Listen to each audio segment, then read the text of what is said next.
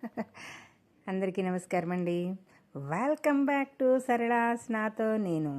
అందరూ సంతోషంగా ఉండాలి, ఆనందంగా కూడా ఉండాలని కోరుకుంటున్నాను. ఈరోజు మనం కార్తీక పురాణంలోని 15వ అధ్యాయము విందాము. దీప ప్రజ్వలనముచే ఎలుక పూర్వజన్మ స్మృతితో నరరూపముందుట. అంతట జనక మహారాజుతో వశిష్ఠ మహాముని, జనక, కార్తీక మహత్యము గురించి ఎంత వివరించినను పూర్తి కానే రాదు. కానీ మరి యొక్క ఇతిహాసము తెలియచెప్పెదను, సావధానుడివై ఆలకింపుమని ఇట్లు చెప్పెను.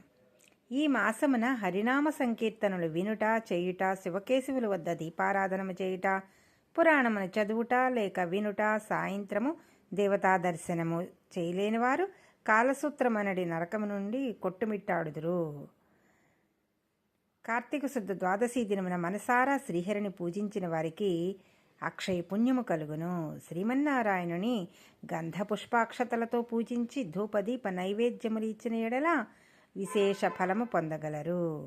ఈ విధముగా 4 రోజులు విడుపుక చేసిన ఎడల అట్టివారు దేవదుందుబులు మ్రోగుచుండగా విమానమెక్కి వైకుంఠమునకు పోవుదురు.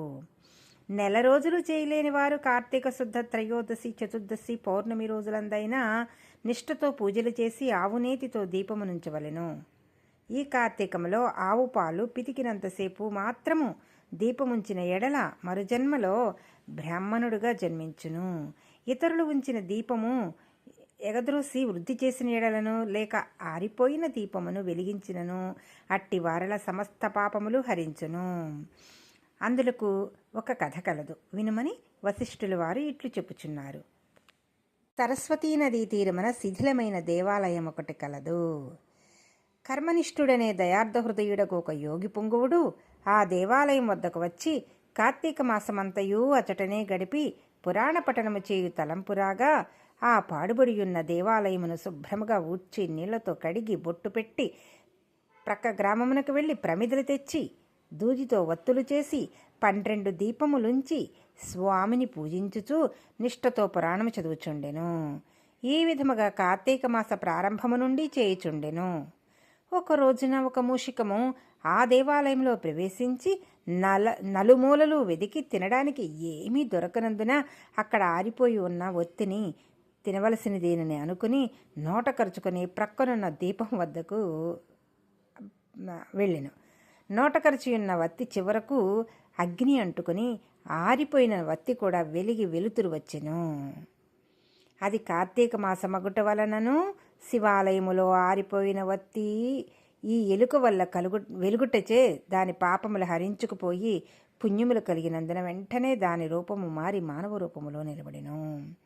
ధ్యాన నిష్టలో ఉన్న యోగి పొంగువుడు తన కన్నులను తెరిచి చూడగా ప్రక్కనొక మానవుడు నిలబడి ఉండుటను గమనించి, ఓయి, నీవెవడవు, ఎందుకిట్లు నిలబడి ఉంటివి అని ప్రశ్నించగా, ఆర్యా, నేను మూషికమును.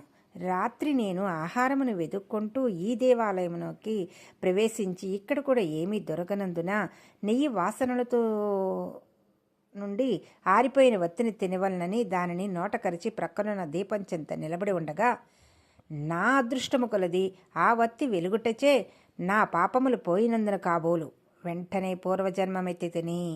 కానీ ఓ మహానుభావ, నేను ఎందుకీ మూషిక జన్మమెత్తవలసి వచ్చినో దానికి గల కారణమేమిటో విశ్లేకరింపమని కోరెను. అంత యోగీశ్వరుడు ఆశ్చర్యపడి తన దివ్య దృష్టిచే సర్వము తెలుసుకుని, ఓయి, క్రిందటి జన్మలో నీవు బ్రాహ్మణుడు, నిన్ను బాహ్లికుడని పిలిచిడేవారు. నీవు జైనమత వంశానికి చెందినవాడవు.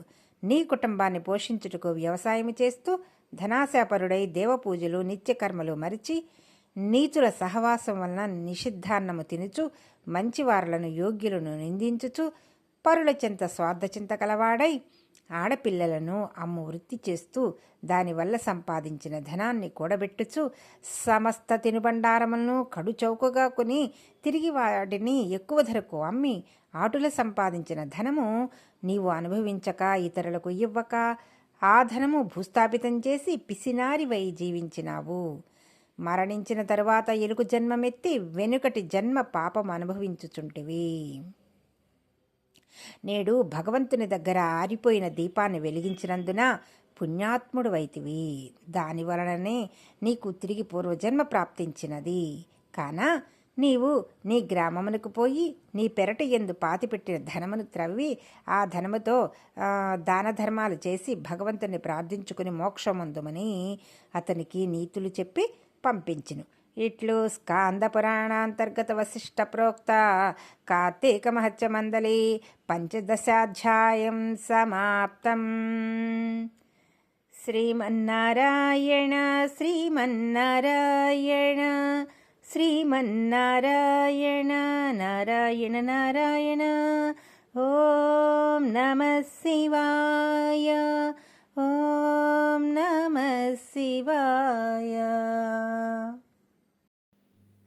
పరమేశ్వరాయ శశిశేఖరాయ పరమేశ్వరాయ శశిశేఖరాయ గంగాధరాయ నమః. ఓం నమః శివాయ. ఓం నమః శివాయ.